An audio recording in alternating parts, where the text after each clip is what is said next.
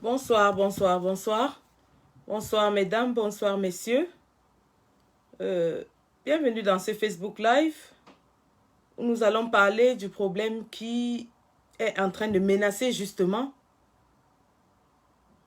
la succession au sommet de notre pays. Bonsoir, le temps de connecter tout le monde.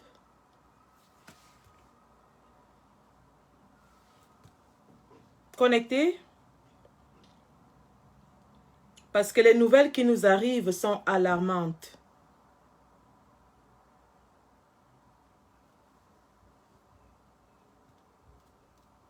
Salut, salut.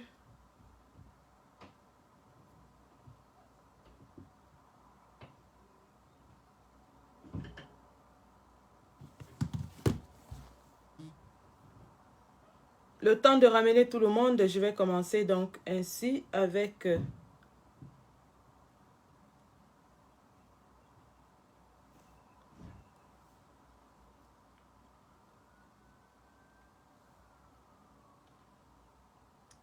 bonsoir, bonsoir vieux père, bonsoir justice, l'égalité, bonsoir tout le monde. Bonsoir. Nous allons commencer et vous allez comprendre pourquoi je joue cette musique.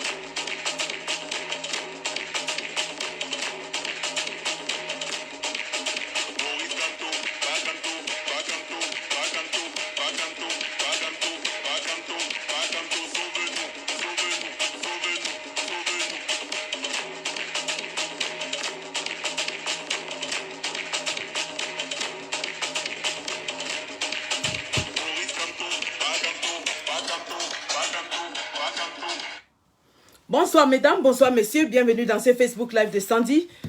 Facebook Live qui est improvisé parce que nous avons reçu des nouvelles qui sont assez alarmantes ce jour. Et il est question de, comme ça, alerter tous les Camerounais. Oui, l'heure n'est plus à la rigolade. Nous avons parlé de la rencontre du 3 juillet à Paris, mais il est question de conscientiser, d'alerter tous les Camerounais sur ce qui est justement en train de se passer. Il est question de mobiliser tout le monde autour du non au gré à gré. Parce que pendant que nous sommes en train de nous réjouir, et bien sûr, il y a matière à se réjouir du document produit par la commission des finances, il faut justement se méfier parce que le régime de M. Biya, qui est un boulanger en chef, qui est un roublard, est en train justement de chercher à nous rouler dans la farine une fois de plus. Camerounais, Camerounais, soyons vigilants. Je vais vous lire le communiqué que j'ai reçu tout à l'heure venant du FMI.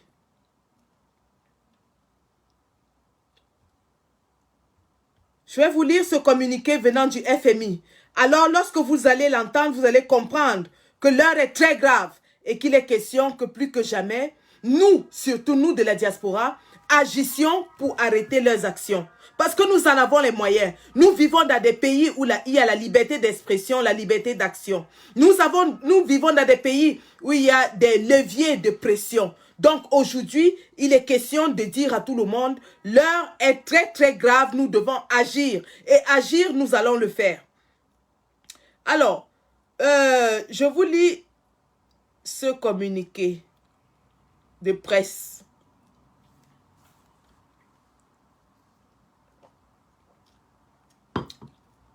Ce communiqué a été écrit par Madame Lucie Mboto Fouda. Madame Lucie Mboto Fouda est l'attachée de presse en relation avec les médias au FMI. Écoutez bien son nom, hein? Lucie Mboto Fouda.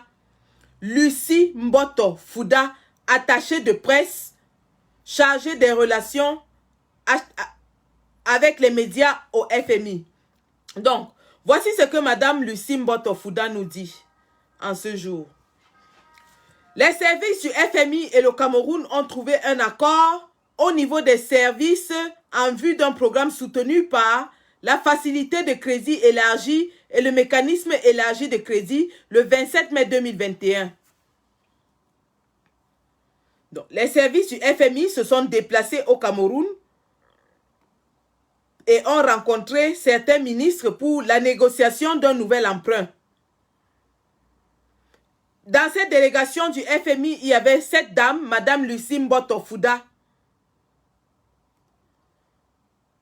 La gestion proactive de la pandémie 2019. Écoutez, hein, la gestion proactive de la pandémie de Covid 2019 par les autorités a contribué à obtenir un déficit budgétaire à 3,6% du PIB.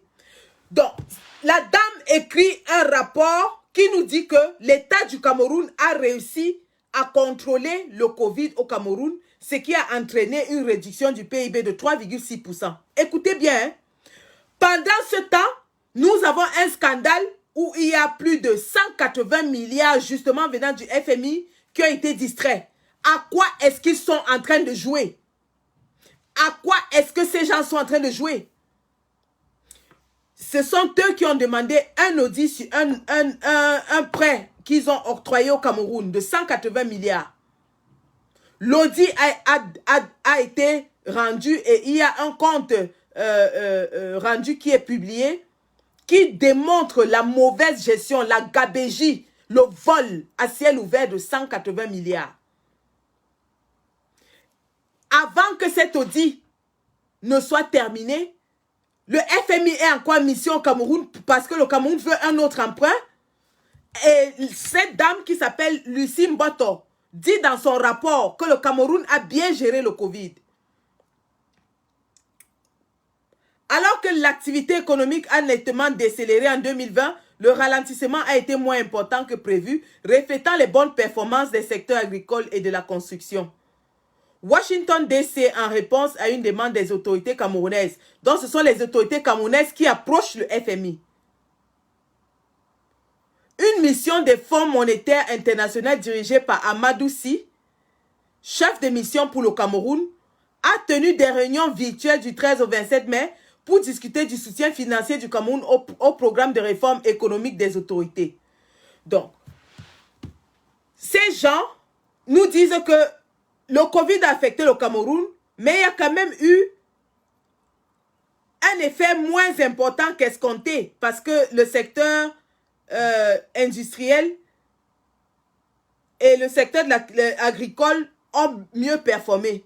Si ces secteurs ont mieux performé, pourquoi John Gouté est parti rencontrer les chefs du JICAM pour aller demander de l'argent? Qui est fou dans cette histoire?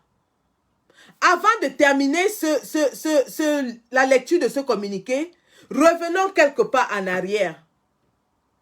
Il y a quelques jours se tenait le sommet des chefs africains, des chefs d'État africains à Paris. Le sommet économique des chefs d'État africains à Paris. Il y a quelques jours que ça se tenait. Ce sommet avait été décidé parce que la France a estimé que les pays africains ont été sévèrement affectés par la Covid.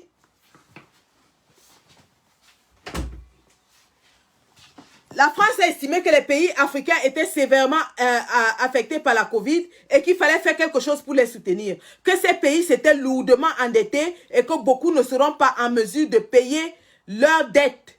Alors, la France convoque ce sommet, invite les chefs d'État africains, invite aussi le FMI, la Banque africaine de développement, la Banque mondiale.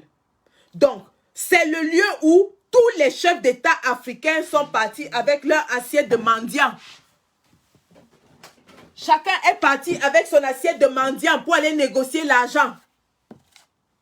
Et parmi ces gens, bien sûr, on sait que la momie ne peut plus se déplacer pour l'Europe.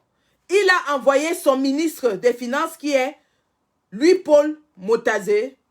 Louis-Paul Motazé est venu à Paris pour ce sommet justement qui était pour le Cameroun comme un pont, un moyen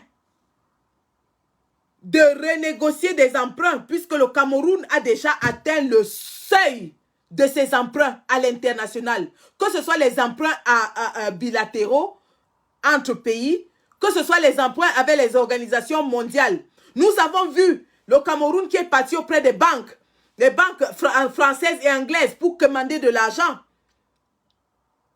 Et justement, à cause des actions qui ont été prises, ces emprunts ont été stoppés.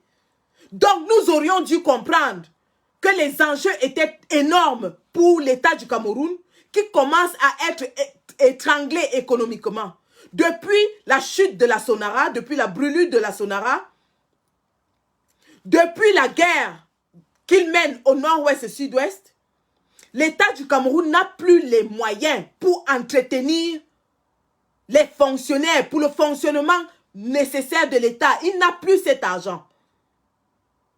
Le Cameroun est réduit à aller de pays en pays pour commander de l'argent, aller commander emprunter à des taux d'intérêt exorbitants aux banques privées. Et nous aurions dû vraiment comprendre que ce sommet était essentiel pour que le Cameroun puisse renflouer les caisses. Alors, je reviens à ce sommet parce que ce sommet s'est tenu il y a quelques semaines. Et lui, Paul Motazé, le représentant de la momie de la photo, y était. Lui, Paul Motazé arrive à Paris. Il s'en va au sommet. Il tient un dîner de gala d'après ce qu'un combattant m'a dit, ou alors nous a dit dans un groupe, qu'il a tenu un dîner de gala.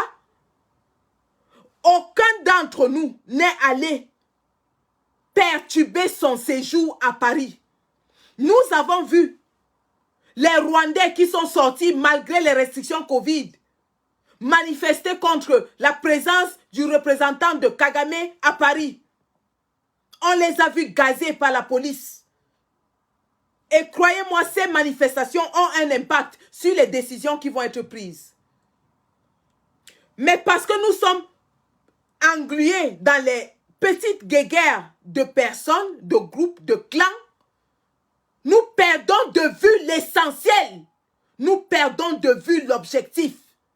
Chacun veut prouver que c'est lui qui fait ci, qui fait ça. Chacun veut prouver que sans lui, il n'y a rien, ou il n'y a pas ci, il n'y a pas ça. Au point où nous avons raté l'occasion de montrer au monde entier, justement ce jour-là, que nous ne voulons plus de Motazé, de Biya et de toutes les cliques au Cameroun. Pendant ces sommets, effectivement, où il y a la Banque mondiale, vous savez, les pays africains parfois n'obtiennent pas ces rendez-vous facilement. Et pour eux, c'est des occasions en or pour négocier les contrats. Vous avez tous les patrons de l'économie mondiale en un seul lieu. Vous avez les dirigeants des grands pays ou alors les représentants des grands pays en un seul lieu. Pendant ces rencontres, il y a des rencontres bilatérales qui se passent en amont ou alors en parallèle, où des contrats sont négociés, des accords sont faits. On aurait pu aller là-bas pour perturber cela. On aurait pu aller à l'ambassade pour perturber cette soirée de gala. Mais nous n'y sommes pas allés. Parce que nous voulons démontrer que sans nous, rien n'est fait. Et c'est dommage parce que, justement, lors de ce sommet de Paris, lui, Paul Motazé, a pu rencontrer les patrons des institutions internationales avec ses groupes de lobby. Et ils ont pu les convaincre de venir au Cameroun. Ils sont allés au Cameroun et il n'est pas tard pour que nous agissions.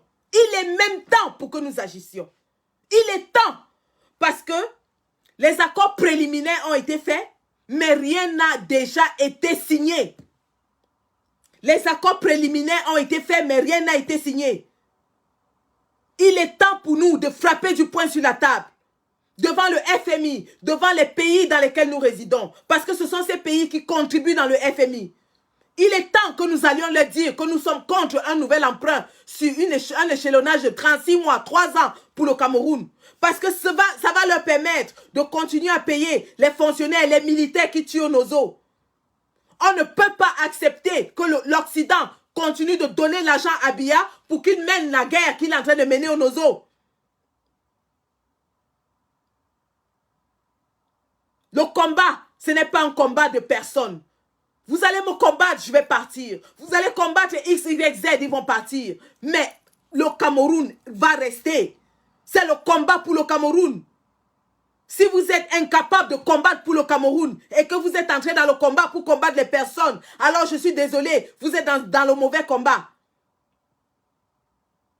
Nous devons nous lever maintenant. C'est maintenant qu'il faut se lever.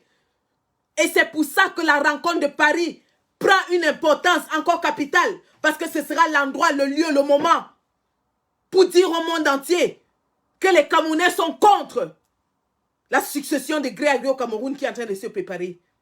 Les Camerounais sont contre l'octroiement des crédits au Cameroun contre leur gré à des taux d'intérêt incalculables qui vont hypothéquer l'avenir des générations au Cameroun. Les Camerounais sont contre l'octroi des emprunts au Cameroun, alors que les emprunts précédents ont été volés, n'ont pas encore été remboursés. Nous sommes contre cela. Il est temps de se lever. Il est temps de dire non. Alors, je vais continuer à vous lire donc le communiqué de cette dame, Madame Mboto Fouda. Écoutez bien son nom, hein, Madame Mboto Fouda. Vous allez comprendre lorsque vous lisez ce nom. Vous écoutez le travail que ces gens sont en train d'effectuer derrière avec des groupes de lobbying. Que pendant qu'ils sont en train de nous distraire avec des sujets, ils sont concentrés justement à se donner du temps pour pouvoir mettre sur pied leur plan de gré à gré. Parce qu'aujourd'hui, plus que jamais, le plus grand problème du Cameroun, c'est le problème financier. Le plus gros problème auquel le régime de Biya fait face, c'est le problème des finances. Ce régime est en train de courir au rouge. Il a atteint presque les limites de plafond dans toutes les institutions mondiales. Il n'a plus d'oxygène pour survivre. Il est question que nous étranglions ce régime de l'extérieur. Alors, à la fin de la mission, M. Sy a fait la déclaration suivante. Les services du FMI ont achevé les discussions de politique générale avec les autorités sur un nouveau programme de 36 mois qui pourrait être soutenu par les ressources du FMI au titre de facilité élargie de crédit et du mécanisme élargi de crédit. Est-ce que vous vous rendez compte que le Cameroun demande encore un autre crédit de 3 ans au FMI alors qu'il venait de bousiller 180 milliards qu'il n'a pas pu utiliser à bon escient et qu'on est encore en train de mener les enquêtes dessus? On a vu un communiqué du ministère de la Défense il y a quelques semaines qui portait sur la réduction des salaires des militaires. Nous avons vu des gens protester parce qu'ils sont déjà à 6 mois sans salaire. Voilà où le régime de Biya est en train de se diriger. Et c'est là où nous voulons l'amener. Nous voulons l'amener à l'étranglement économique. Nous voulons l'amener à l'étranglement économique parce que lorsque M. Biya sera incapable de payer les policiers, les gendarmes, les militaires, alors ceux-là vont se retourner contre lui. Lorsque M. Biya sera incapable de payer les fonctionnaires, ils vont se lever contre lui. Parce que tant que ces gens continuent de recevoir leur salaire, même s'ils sont réduits, vous allez leur parler de changement pendant 1000 ans. Ils ne vous écouteront jamais. Le Camerounais fonctionne à la famine. En 2008, c'est l'augmentation du prix des commodités qui a fait sortir les gens.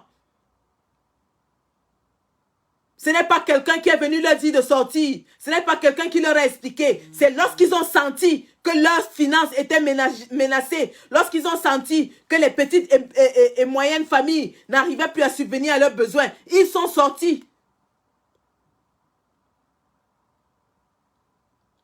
Et lorsque nous sommes en train de travailler pour amener ce régime à être étranglé financièrement, les anglophones ont abattu un très grand travail dans ce sens. Les anglophones ont bloqué la CDC, qui était le deuxième plus grand employeur de l'État. Les anglophones ont brûlé la Sonara.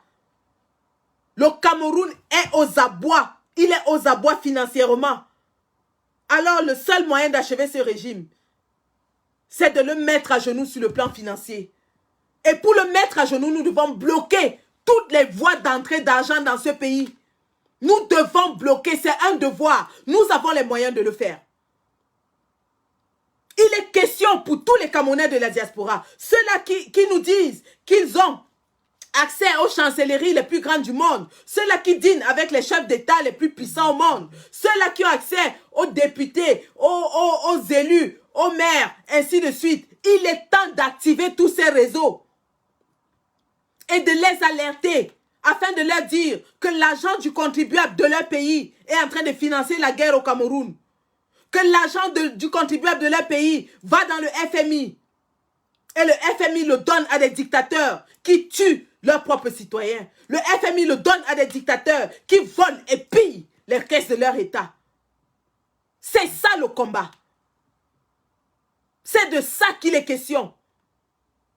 Il est question d'avoir une présence massive devant ces institutions pour dénoncer les crédits faits dans des pays en guerre. Il est question d'aller là-bas, montrer les morts du nord-ouest et sud-ouest et dire que c'est à ça que c'est l'argent qu'ils sont en train de donner à M. Biya.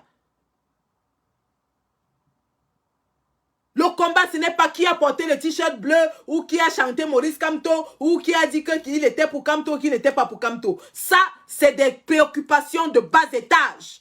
Le combat est plus grand que ça. Il est temps que nous allions et que nous travaillions, que nous plions les manches et que nous travaillions pour que ce régime soit étranglé économiquement. Parce que ça marche. Ça a marché au Zimbabwe, ça a marché au Sénégal, ça a marché au Soudan, ça marche partout. Vous savez combien d'années le Soudan, le Zimbabwe a passé sans avoir de prêt à l'international? 20 ans. 20 ans, le FMI a refusé de donner un emprunt, quel qu'il soit, au Zimbabwe. Et même après la chute de Mugabe. Jusqu'à ce que toute leur dette à l'extérieur soit payée. Pourquoi est-ce que nous ne pouvons pas exiger que ces gens arrêtent de donner des crédits au Cameroun? Qui ne fait qu'emprunter, emprunter, emprunter, emprunter et ne rembourse jamais. Qui a déjà hypothéqué tout le Cameroun. Qui a déjà vendu tout le Cameroun aux Chinois. Voilà quelles devraient être nos préoccupations. C'est de ça qu'il est question. Parce que lorsque l'inflation a atteint son paroxysme au Zimbabwe et que les prix des commodités élémentaires ont augmenté, le peuple n'avait plus de choix puisqu'il ne pouvait plus se les offrir. Il est sorti dans les rues pour protester et a chassé le dictateur Mugabe. Lorsque le prix du pain a augmenté au Soudan,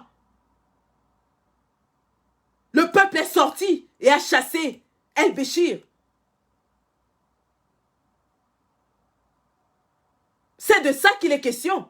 Il est question d'avoir des réactions organiques de ce peuple. Ça veut dire que si nous voulons que ce peuple se soulève, il faudra qu'il se soulève de lui-même. L'étincelle ne viendra pas de X, Y ou Z. Parce que les Camerounais ne réagissent pas comme ça. Les Camerounais ne réagissent pas au bâton. Les Camerounais réagissent lorsqu'ils sont touchés, lorsqu'ils sont blessés, lorsqu'ils ne peuvent plus se lever.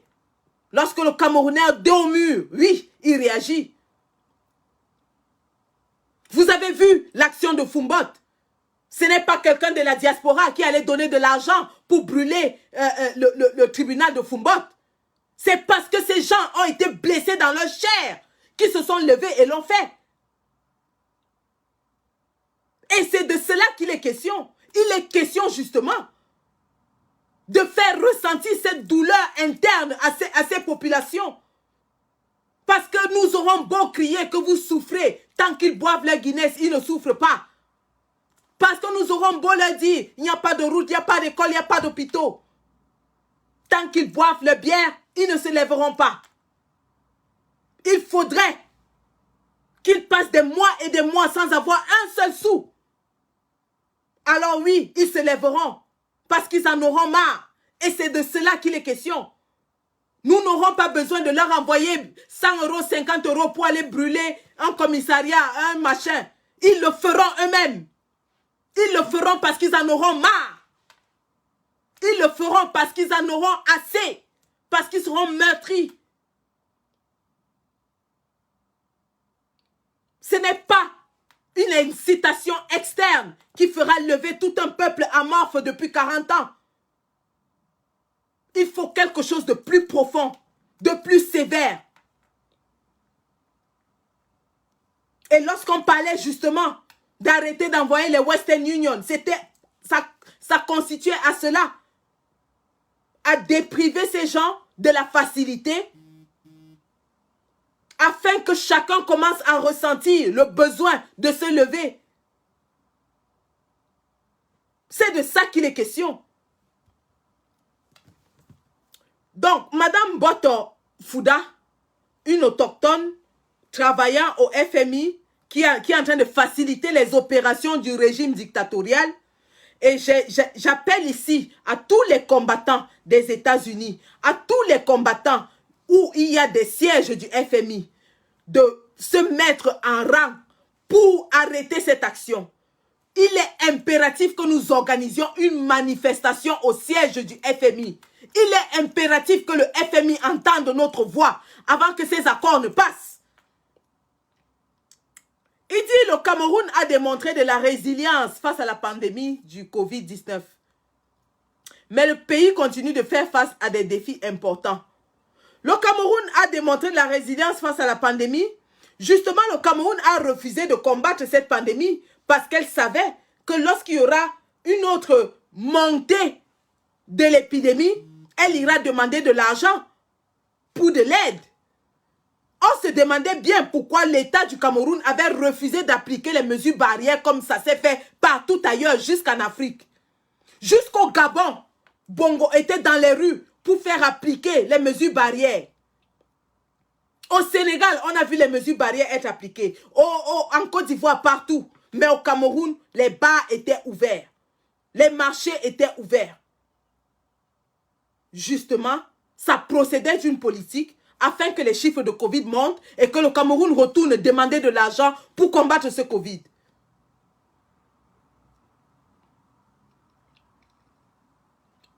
L'activité économique a nettement décéléré en 2020. Le ralentissement a été moins important que prévu, reflétant les bonnes performances des secteurs agricoles et de la construction. Le déficit du compte courant s'est rétréci à 3,7% du PIB en raison à la fois de la baisse des importations et des exportations pétrolières non pétrolières plus élevées que prévu. L'inflation est restée inférieure à 3%. En outre, la gestion proactive de la pandémie de Covid par les autorités a contribué à contenir un déficit budgétaire. Alors, ça c'est le rapport que les ministres du gouvernement ont donné au FMI. Mais il est important de relever que beaucoup d'États ont déjà menti au FMI pour obtenir des emprunts. Ce n'est pas et ce ne sera pas la première fois que des États fabriquent des chiffres, forment des rapports mensongers. J'ai même entendu dire qu'ils ont pris des photos de SCSI, de l'opération SCSI, pour envoyer au FMI et dire que c'est eux qui étaient en train de combattre le Covid. Ce gouvernement est capable de tout. Ils sont capables des mensonges les plus pires. Le pays est confronté à des défis et vulnérabilités importantes aggravées par la pandémie de Covid-19. Le Cameroun a en effet connu une forte recrudescence des cas de Covid depuis janvier 2021. Pourquoi le Cameroun connaît une recrudescence du Covid-19 en 2021? Justement parce qu'il n'a pas lutté contre ce Covid. Si le Cameroun luttait contre le Covid comme tous les autres pays, au lieu qu'il y ait une augmentation des chiffres, il y aurait eu une baisse des chiffres. Il y a une augmentation des chiffres parce que ça procède d'une politique de l'État pour demander un nouvel emprunt. Le FMI a approuvé deux décaissements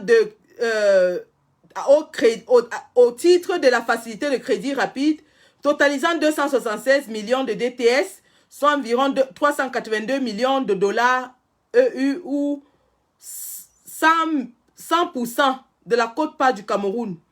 Donc, le FMI est en train de vouloir plafonner la quote-part du Cameroun dans son institution. C'est-à-dire que le Cameroun emprunte au maximum. Il n'y a plus de marge de manœuvre. Un État qui, en moins d'un an, dépasse même son plafond d'emprunt au FMI. Où sont les garanties de remboursement? Où sont les garanties? Qui va rembourser ces dettes? Comment et quand? C'est de ça qu'il est question. Puisque M. Biassé, qu'il est mourant. À qui va-t-il laisser cette énorme dette?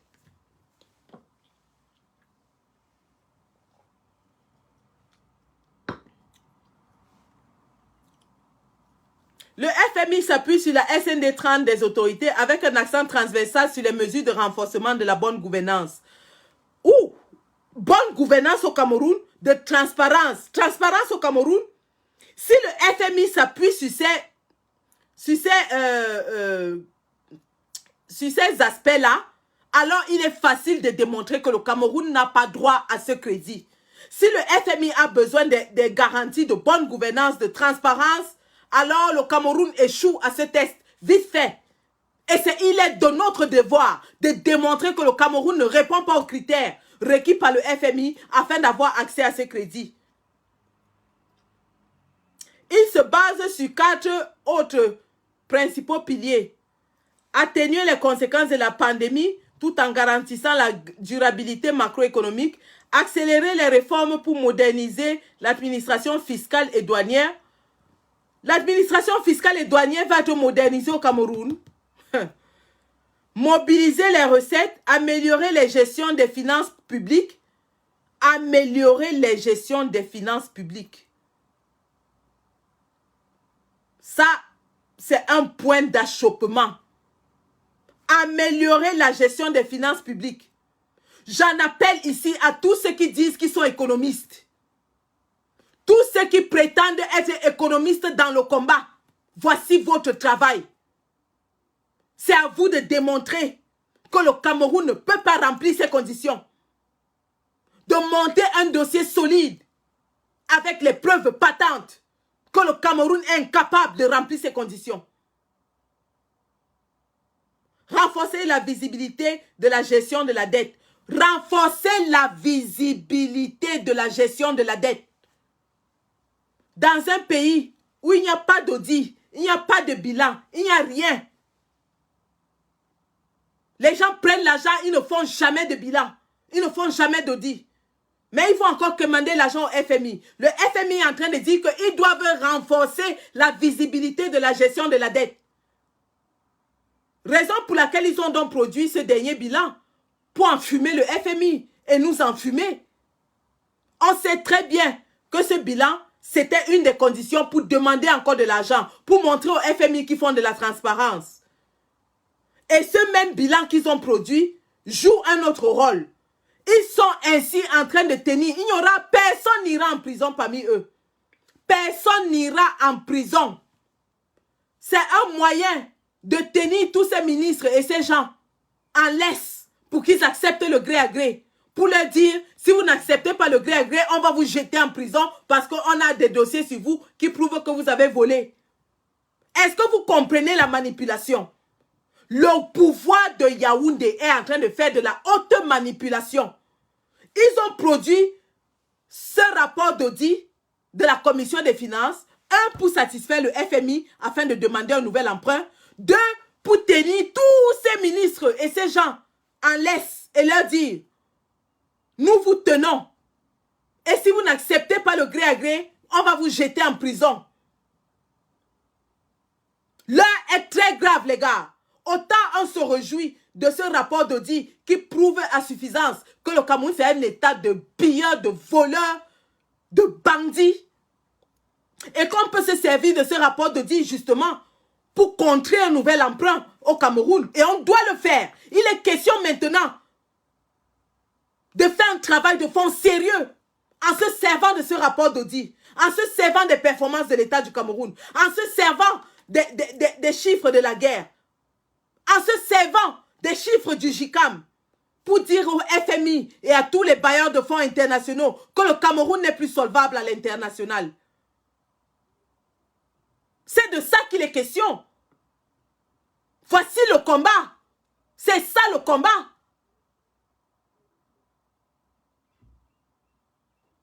Le combat n'est plus des petits racontages bas étage. Nous sommes face à une machination énorme pour prendre encore en otage notre pays pour 40 ans. Pendant ce temps, les gens sont dans les batailles de personnes. Bon sang, réveillez-vous. Si tant vous aimez le Cameroun plus que nous autres, qui ne sommes là que pour danser et pour faire du cinéma, montrez-nous de quoi vous êtes capables. Mobiliser, dénoncer, crier cette nouvelle machination qui est en train de se faire sous nos yeux.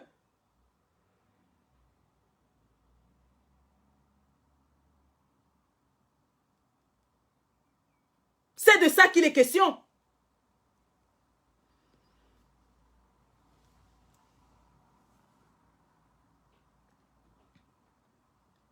Le soutien financier du FMI devrait également contribuer à stimuler les investissements du secteur privé et catalyser les financements supplémentaires de la part des partenaires de développement. Mais comment est-ce qu'ils vont stimuler le secteur privé alors que Dion Gouté venait d'aller commander de l'argent au patron du secteur privé? Est-ce que ça a un sens? Et justement, c'est notre travail de dire ça au FMI. C'est notre travail de dire ça au FMI. Que voici une des conditions que vous exigez pour donner l'argent à Biya. Biya devrait stimuler le secteur privé. Mais c'est lui qui va commander l'argent au secteur privé. Bon sang!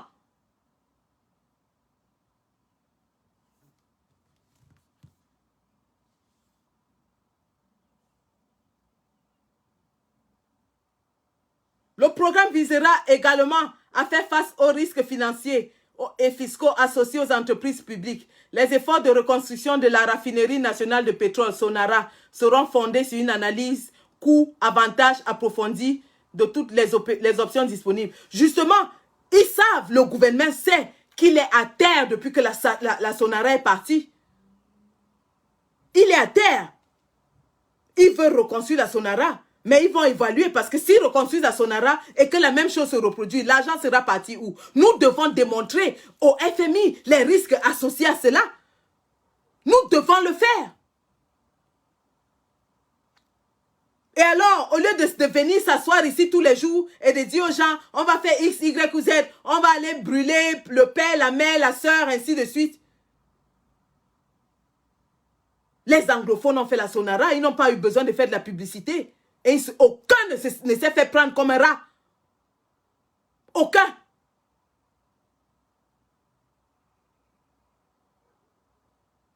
Autant nous nous asseyons pour soi-disant parler des stratégies dans Facebook, autant eux aussi, ils nous suivent. Et on sait qu'ils sont en train de nous suivre.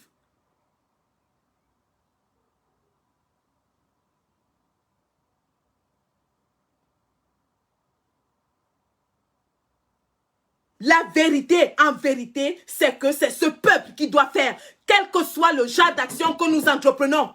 Et c'est pour ça qu'il est important, non seulement de le sensibiliser, mais aussi de mener toutes les actions possibles pour que le gouvernement ne soit plus en mesure de respecter ses engagements, afin que ce peuple se rebiffe une bonne fois pour toutes.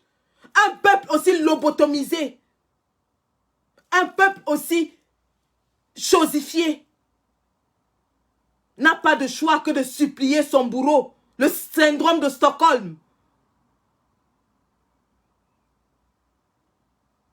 Le changement ne sera jamais exogène. Il sera endogène. Oui, et c'est pour ça qu'on dit la lutte c'est au 237. Oui, la lutte c'est au 237. Et c'est aux gens du 237 de l'amener. Mais comment amener les gens du 237 à mener ces luttes? Telle est la question qu'il faut se poser. Nous avons en main les éléments nécessaires pour continuer d'étrangler économiquement ce régime. Et on ne doit pas lâcher. On ne doit pas être détourné de l'objectif.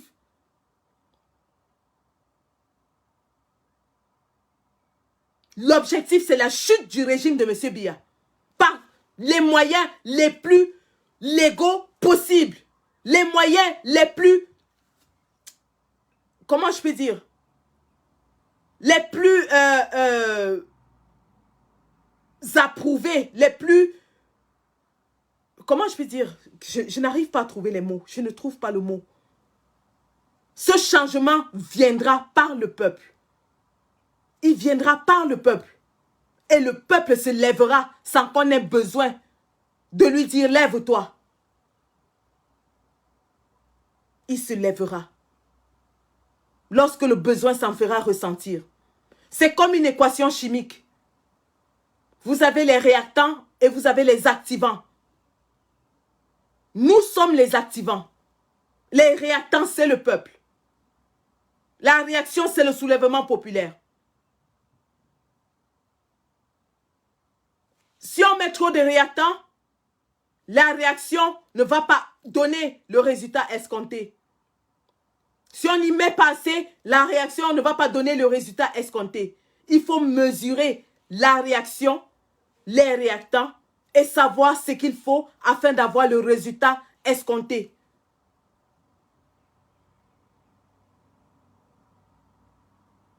Nous, les combattants de la diaspora, nous avons une carte majeure à jouer dans le changement que nous voulons pour notre pays.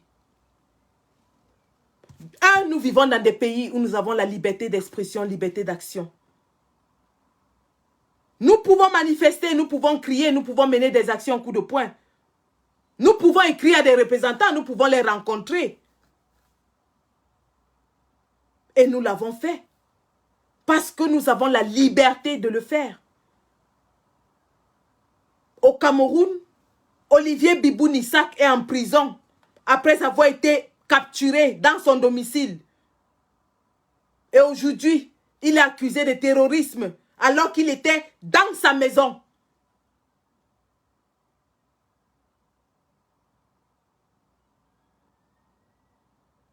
Nous avons les moyens de faire pression sur ce gouvernement. Lorsque les combattants sont allés à la Standard Chartered Bank, ils y sont allés parce qu'il y avait un projet d'octroiement de crédit au Cameroun. Ils ont manifesté et ça a résulté à l'arrêt du crédit. L'action en diaspora est encore beaucoup plus importante parce que tous les soutiens du gouvernement, que ce soit soutien politique, soutien économique, viennent de l'Occident. Alors si nous en amont, nous commençons à couper ces soutiens, le gouvernement de Biya sera complètement abandonné.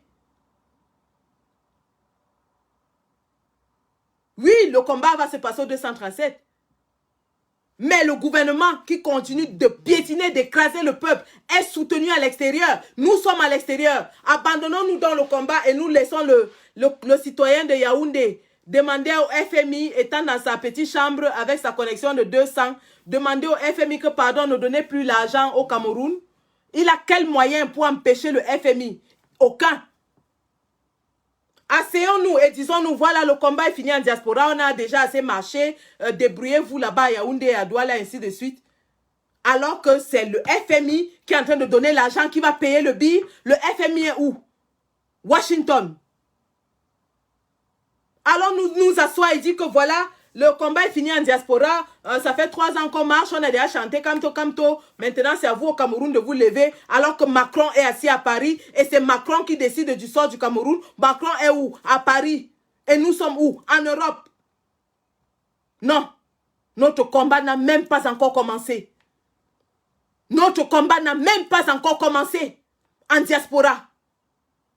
Nous avons encore beaucoup d'actions à mener, que ce soit sur le terrain, que ce soit sur le plan de la diplomatie, que ce soit sur le plan de la communication. Nous n'avons même pas encore commencé. Avant que le FMI ne décide de ne plus octroyer de crédit à M. Mugabe, la diaspora zimbabwéenne s'était mobilisée au UK. Parce qu'ils sont très nombreux au UK. Par affinité linguistique, ils émigrent vers les pays où ils parlent la même langue. Comme nous immigrons vers la France, la Belgique, la Suisse, ainsi de suite. Ils se sont mobilisés en masse pour dire aux autorités britanniques, qui sont certainement sensibles aux questions d'éthique, de bien-être, des droits de l'homme, qui ne pouvaient pas continuer de financer M. Mugabe, alors que Mugabe lui-même finançait la guerre au Congo. Alors que M. Mugabe lui-même finançait les tueries dans son propre pays. Alors, lorsque le FMI s'est rendu compte que M. Mugabe a menti sur son financement de la guerre au Congo, le FMI a décidé d'arrêter le financement de M. Mugabe.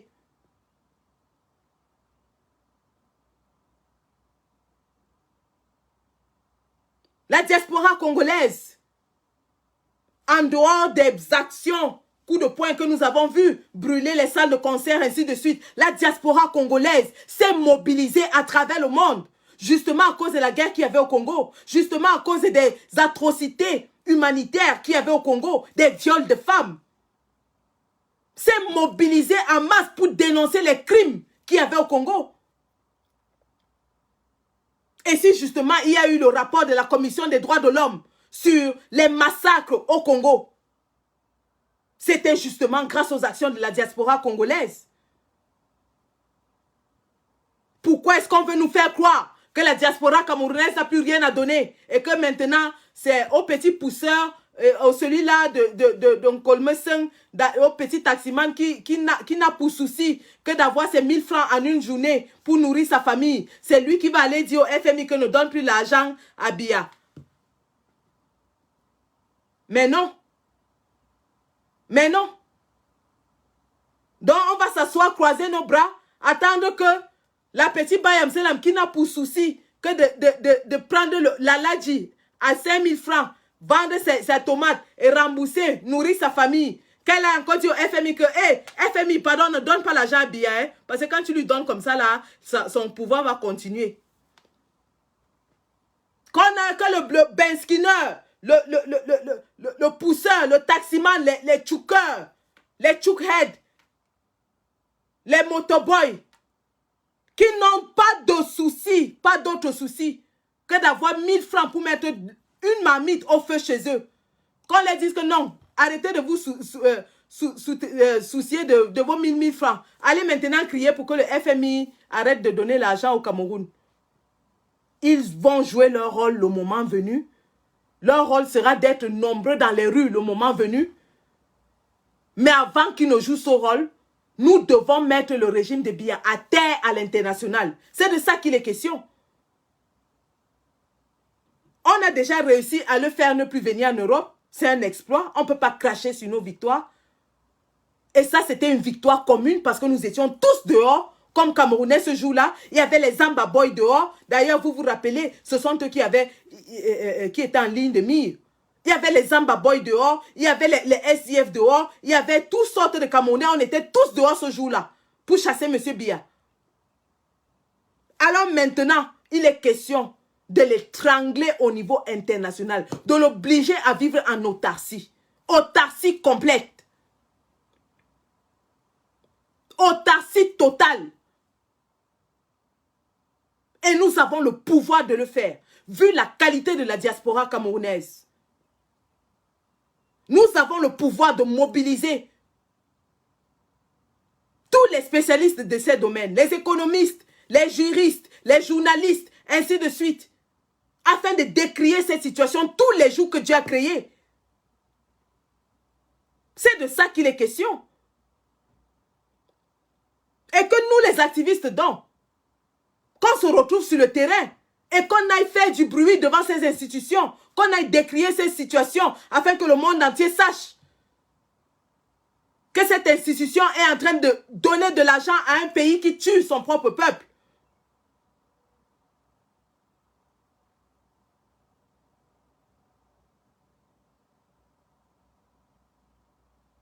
On ne peut plus laisser ce pouvoir prospérer pendant que nous sommes perdus dans des petites guéguerres intestines qui ne profitent à rien ni à personne. Parce que si je raccroche mes godasses aujourd'hui, je dis je quitte le combat, vous aurez gagné quoi? Biya sera parti? Biya sera parti? Ça vous profite en quoi? Vous gagnez quoi?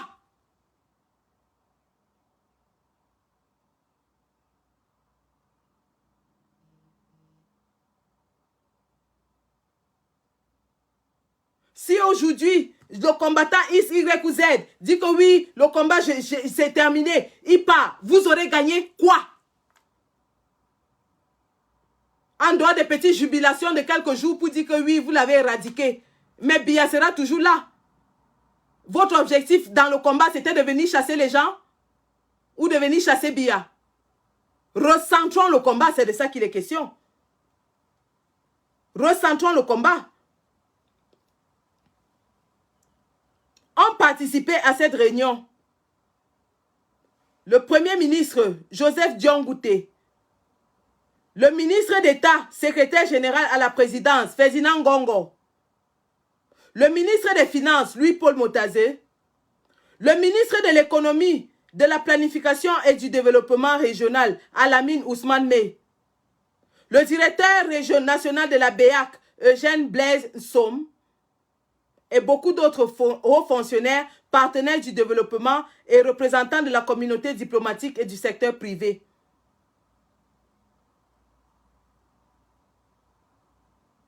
Pendant que nous sommes dans la distraction des petites choses, Biya est en train de mettre sur pied poser les jalons de son gré à gré, en commençant par la sécurisation d'un emprunt auprès des bailleurs de fonds internationaux qui vont lui permettre de continuer à faire fonctionner l'État, de continuer à payer les militaires qui vont aller tuer les citoyens au nozo et de donner l'illusion aux Camerounais que tout va bien. Parce qu'en fait, c'est de ça qu'il est question. Biya veut continuer de donner l'illusion aux Camerounais que tout va bien. Et tant que les Camerounais mangent, pour eux, tout va bien. C'est à nous d'arrêter cette illusion.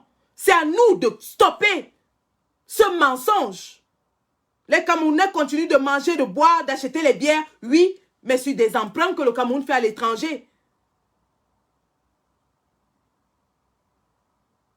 Et c'est à nous d'arrêter ces emprunts. Parce qu'on sait qu'ils sont aux abois. On sait qu'ils sont aux abois financièrement. Pourquoi nous nous asseyons et nous les laissons continuer à commander de l'argent partout?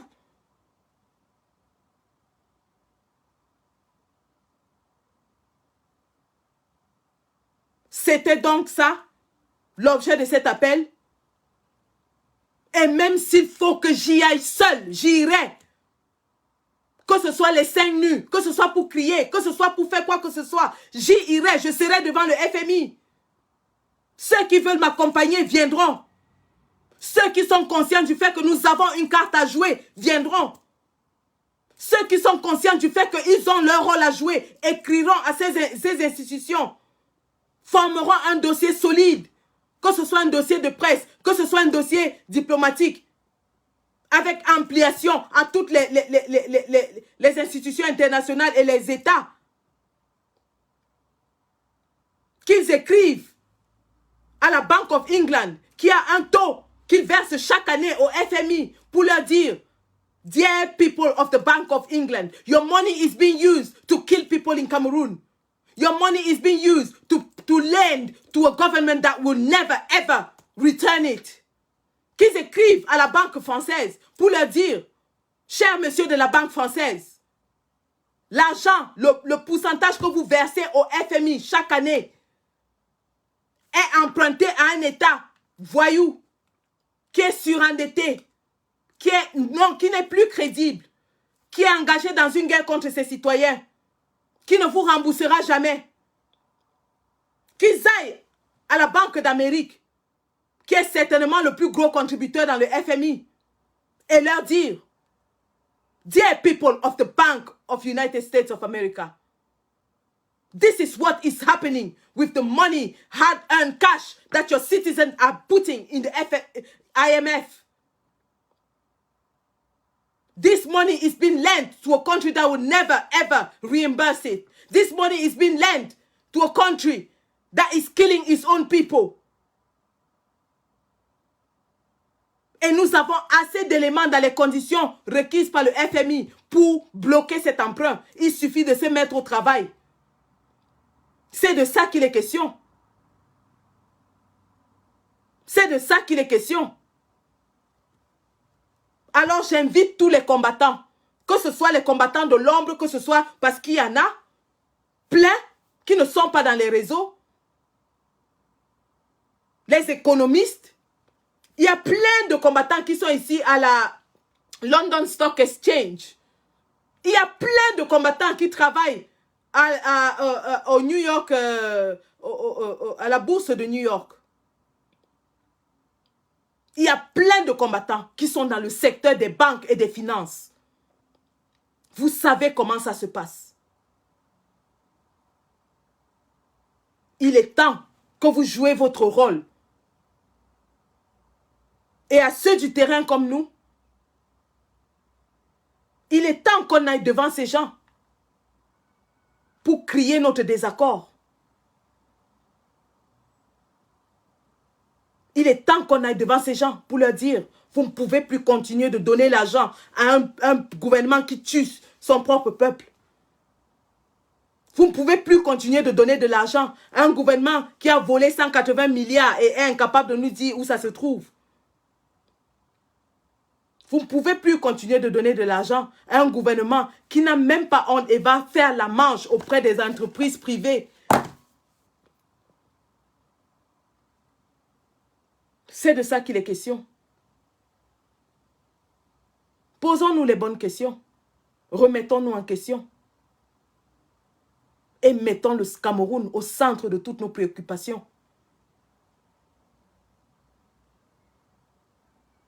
Qu'est-ce que nous voulons pour le Cameroun? Nous allons tous y passer, hein? Nul n'est éternel. Nous allons tous y passer. Mais je préfère mourir pour une cause utile. Je préfère mourir pour mon pays que de mourir comme un lâche. Un héros mort vaut 1000 lâches vivants. Tel était le sens de ma communication ce soir. Et j'invite donc chacun à se pencher là-dessus.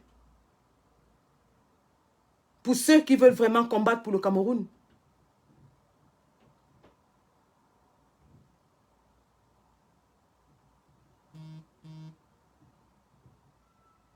C'est un combat d'idées et non de personnes. Nous ne sommes pas entrés dans ce combat pour détruire les familles des gens, pour détruire les combattants, pour les réduire à néant, pour leur donner des maladies mentales. Et en fait, de se moquer d'eux, nous sommes entrés dans ce combat pour chasser un dictateur. Et si l'objectif de notre combat a changé, alors je suis désolé, nous n'avons plus rien à faire dans ce combat. Mais pour tous ceux qui sont ici pour combattre le dictateur, nous avons du pain sur la planche. Le 3 juillet à Paris, ce sera l'endroit où il faudra être. 3 juillet à Paris. Nous avons l'opportunité unique de crier à haute voix afin que le monde entier nous entende. Que le gré à gré ne passera pas dans notre pays. La succession choisie par l'Occident ne passera pas dans notre pays. Nous devons donner le ton et leur dire ce que vous avez vu aujourd'hui à Paris, c'est 1/1000 de ce qui se passera si vous essayez de faire un tour de passe-passe au Cameroun. C'est de ça qu'il est question.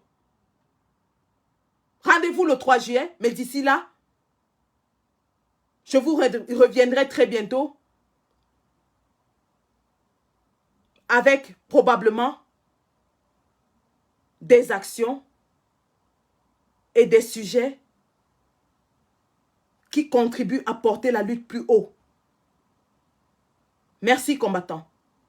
Nous restons concentrés sur le non au gré à gré. Et nous devons utiliser tous les moyens à notre possession. Et ça commence par mettre à mal tous les soutiens du gouvernement Biya à l'étranger. Mettre à mal tous les soutiens du gouvernement Biya à l'étranger. C'est de ça qu'il est question. Merci. La patrie ou la mort, nous vaincrons. La patrie ou la mort.